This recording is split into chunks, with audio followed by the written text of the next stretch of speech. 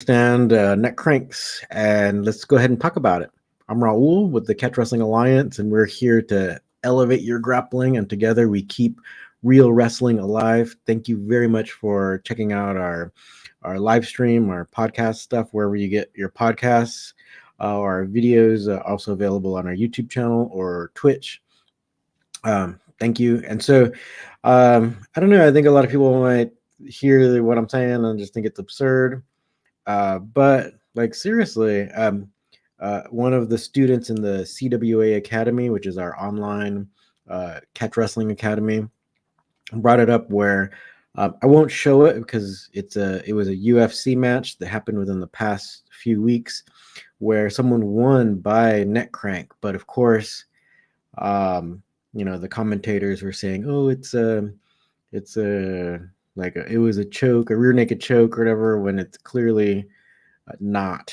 And so I won't show the video and stuff because it's sad because even short little clips, quite often once UFC like finds the clip, then they try to take down the video or they force you to remove the few seconds of their footage and stuff. So I won't even show a picture of it, I guess. So but anyway, these neck cranks, it's not just an isolated incident. It's a bunch of people do it, or they kind of stumble upon it, and then it doesn't get recognized as a neck crank. So let's go and talk really briefly. What it is the vast majority of the time, you're turning someone's chin, and then you can one of two ways. Either you're going to threaten kind of like the neck, right?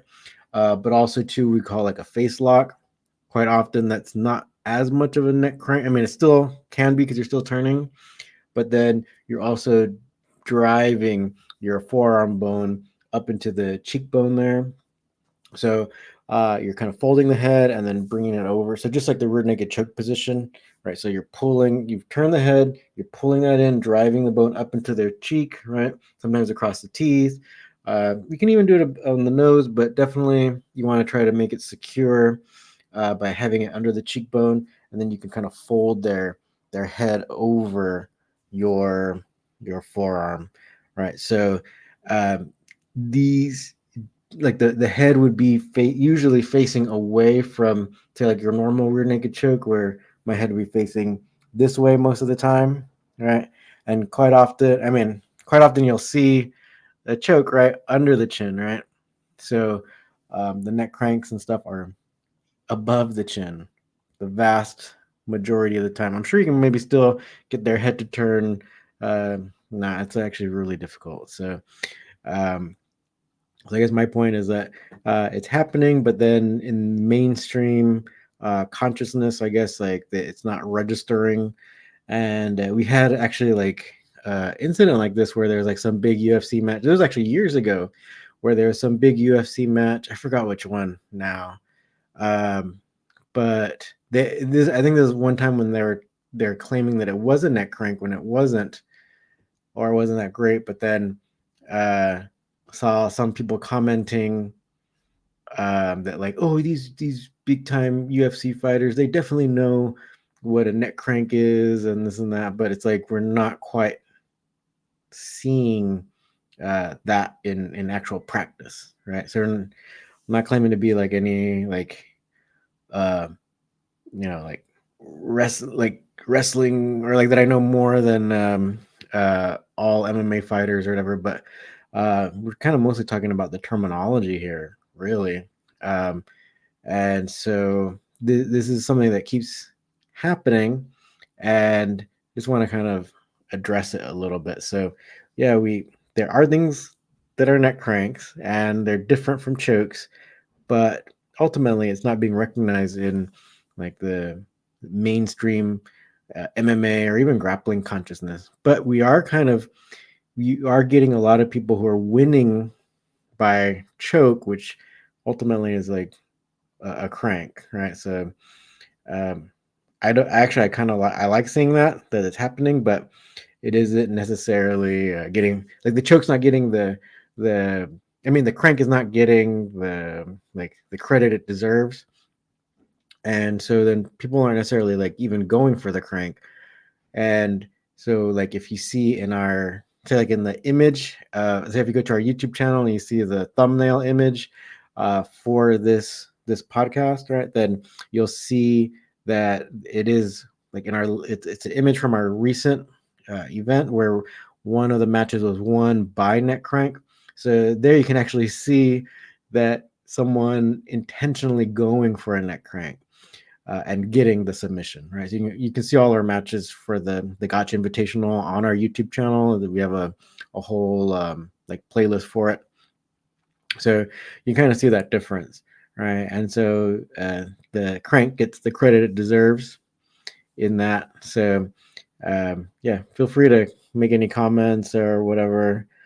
I don't mind, but ultimately, what I've seen over the years is like people claiming to know what they are and then not ultimately knowing what they are. And then so my point of view is that let's kind of get these net cranks the credit they deserve. And then also, then since a lot of them are banned in competition, then let's see if we can't get them unbanned, or let's just try to grow catch wrestling in particular. Because also, like, what we're seeing is that like you see some people where they're trying to say like, oh, this person is a catch wrestler, and then they're competing in jiu-jitsu competition. And then when you see video of them competing, it's like they're on their back doing stuff from guard, not really doing like catch wrestling kind of like characteristic catch wrestling moves. So in a way, you can let me know what you think, but my inclination then is to be more like, well, let's just keep growing the catch wrestling events, catch wrestling rules events, catch wrestling rules matches, where the neck crank is called a neck crank. People are intentionally going for it. So people can actually see how effective it is, and not make it seem where it's like some weird thing, or like where a neck crank is called a neck crank and not a choke.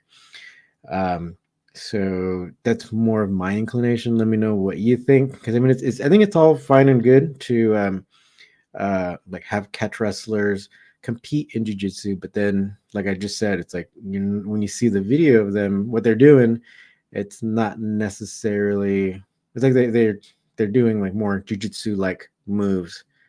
So which in a way is kind of unfortunate, because it's even if they win, it's not necessarily like a big win for catch wrestling in that way. But that's just my opinion, right? But yeah, I'd totally like to hear your opinion, so feel free to complain about me. Right? But yeah, ultimately, like, let's try, even in the new year, let's go ahead and try to keep up with all the events and stuff. And so if you are also interested in maybe having a catch wrestling match, let us know. Send us a message on basically all our social media. You can always send a message. I know sometimes, like, some of them, they have some kind of layers of protection, so you might not see the message or not see it right away. So maybe you can just comment on something and then send the direct, like, say like, hey, check out your DM or whatever, and if you want to have a match, and then we can maybe try to get in contact. But most of the time, I think they will be either in Los Angeles or maybe Las Vegas. So if you're in those areas or are willing to travel, just send us a message. Because yeah, it's like, let's go ahead and keep real wrestling alive. And it doesn't mean that like we have to conform to like the whatever the mainstream people are doing. So whether it be like mainstream grappling or MMA stuff, it's like catch wrestling is exciting just on its own. So let's go ahead and focus on that. The other thing that I think is kind of interesting, speaking of this, it's like, I know it's kind of going back to some of these style versus style things, but has anybody seen, or has anybody been watching a lot of the grappling matches on one championship? So they're having like, what's a 10-minute match. It's submission only, and they're having a lot of American jiu-jitsu practitioners going up against the sambo guys. All these Russians that they're bringing in, and actually I think they've all been submitted relatively quickly. The Russians I'm speaking of, at least the sambo practitioners, but I think they are all from Russia. So that's been pretty interesting. Like you see the Russians maybe. I don't know. I definitely would like to hear different people's opinions, their thoughts on that, because I personally don't see sambo being like so much like catch wrestling, but a lot of people talk about it like, oh, the leg locks and this and that. So it's like catch wrestling, but I mean they're doing something quite different. It's like there's like one meme recently that's like it's pretty funny where they talked about sambo where it's like you do half no gi and half gi, so it's like the bottom half of your body is like wrestling or no gi, and the top half is gi because you're wearing the gi jacket and stuff. So um, that ultimately could make it a little bit different. So even though like Fedor Emelianenko was like so good and so successful in MMA, and he did like the combat sambo, it'd still be a little bit different than catch wrestling. Uh, so remember, catch wrestling, we have the heavy emphasis on pinning, and then also some wrestling or submission holds and stuff like that. So it's not exactly sambo, but then maybe we'll do a different show where we kind of talk about this whole one championship thing, because I believe I think they announced, I think maybe in January sometime, they're going to have another match like that where it's like a Russian versus an American in one championship in submission grappling. So yeah, let's see how it goes. So maybe after they have like a few more, or like even this next match, I think then it would be about like 5 matches total. I believe that they've had like Americans versus Russians, and so it's like American jiu-jitsu practitioners versus the Russians. So let's see how this one goes, and then maybe we can talk about it, since we'll have like at least like 4 or 5 matches that we can kind of compare and contrast. But yeah, at least in a way, it's like kind of happy that the Americans are doing well, right? It's kind of cool to see them, winning like all of their matches. But also, they've had some matches where it was against Brazilians too, and the Americans were able to pull out the win. So it's pretty cool. Pretty cool for if you're from the United States or whatever. But then that means the rest of the world has to find ways to beat us, right? So there, right?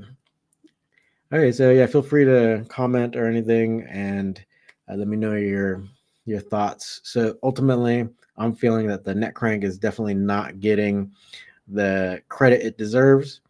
We just had a recent UFC match where a neck crank win was called a choke win, right? A win by rear naked choke. So so then that leads me to say it's like we don't necessarily have to popularize the neck crank in MMA or even in jiu-jitsu competition, but let's go ahead and just continue having catch wrestling matches where people can see the neck crank in action, where you can do neck cranks.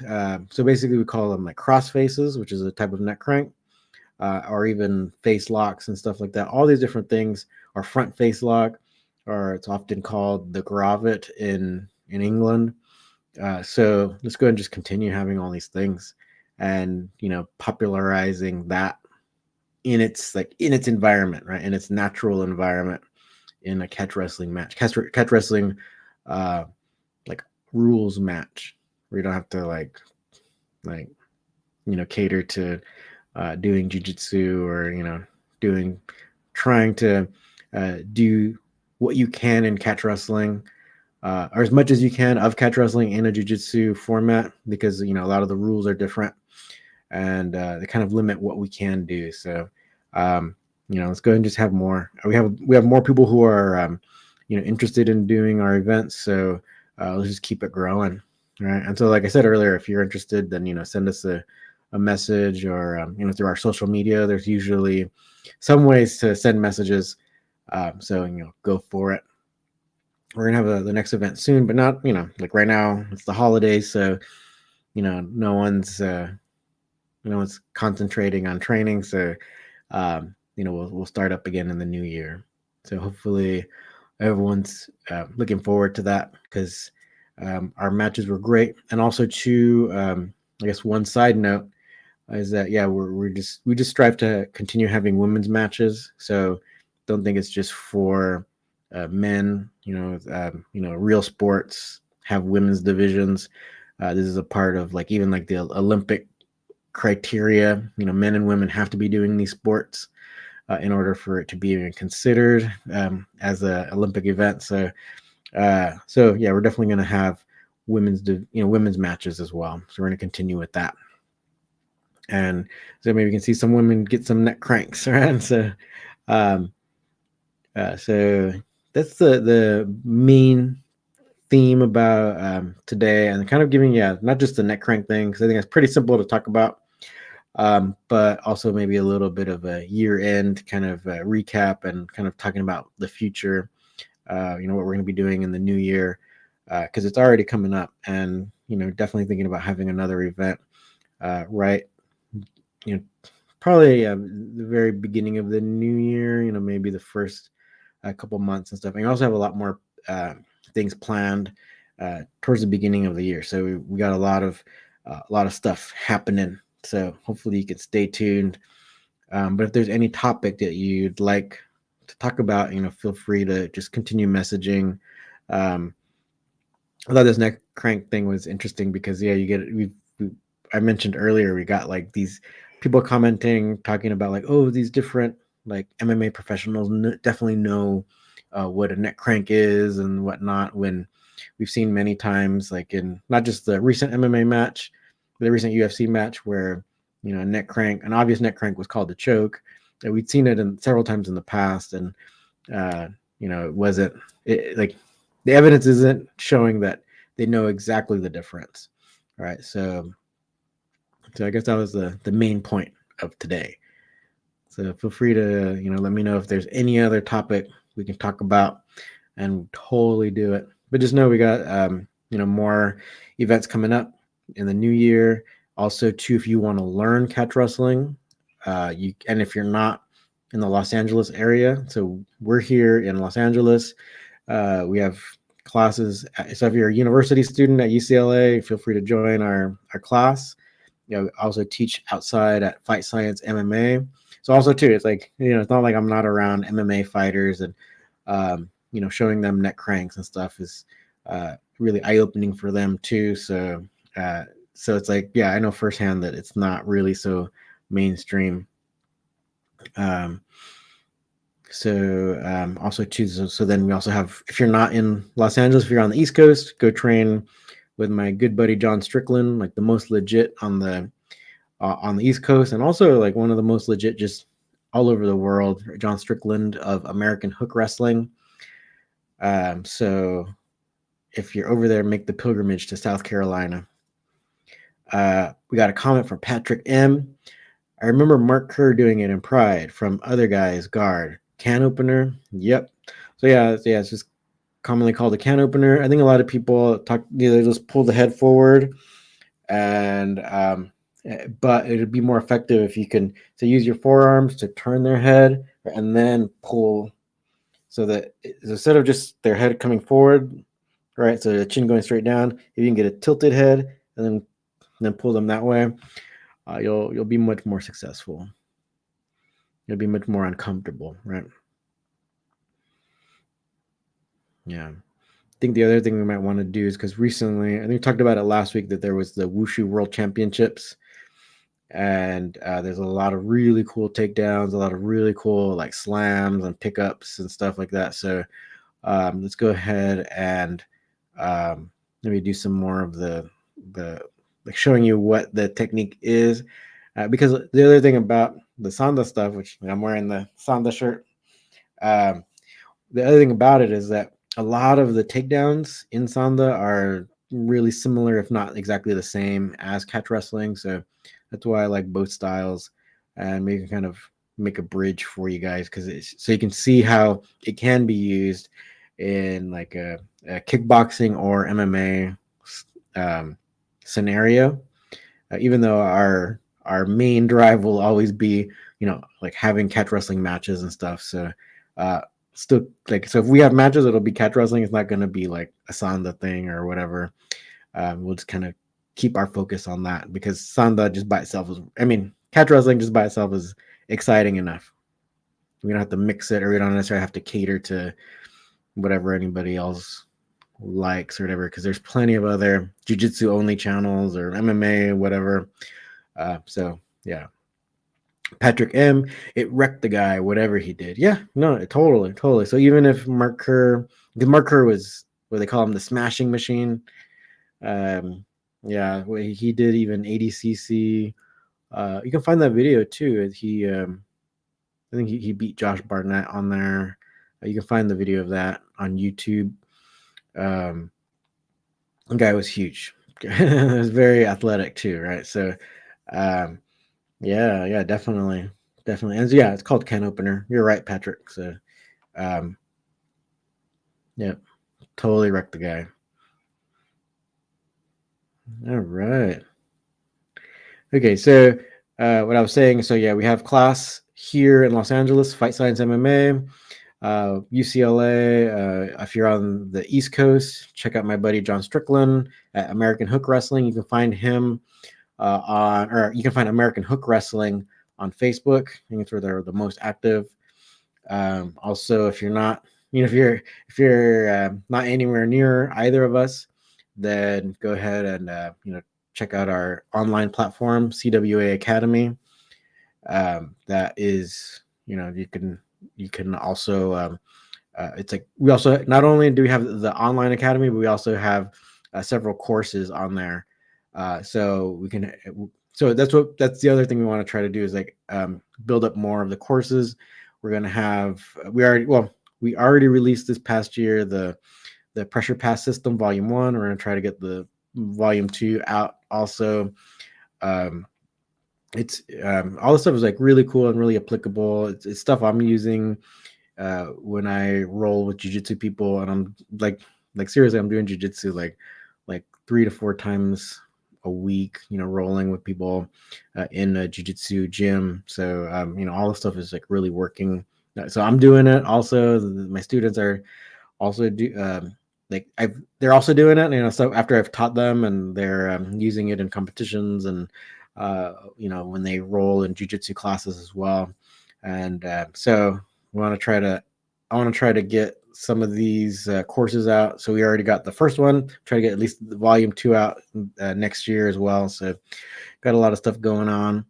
Also too, a lot of people have been asking about the self-defense stuff. So a self-defense course. So we can do that too.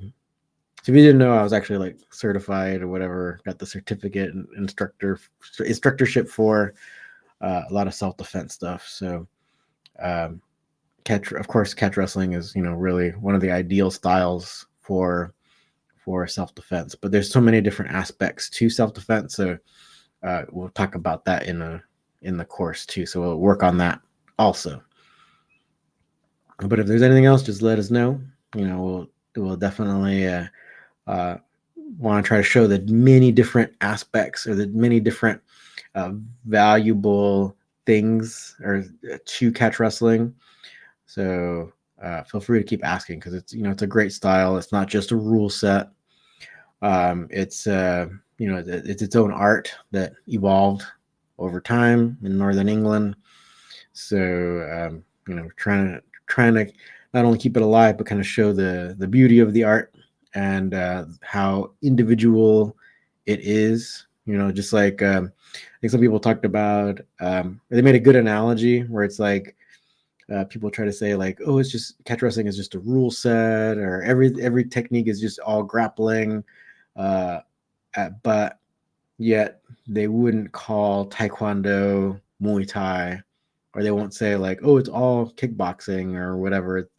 Um, you know, again, like, so like when we say Muay Thai, it definitely brings up a different image of kickboxing in your mind, as opposed to when you say Taekwondo or Sanda or karate, like Kyokushin karate and stuff like that. So these are all their own individual styles, even though they're striking arts. Um, so again, catch wrestling is like that, right?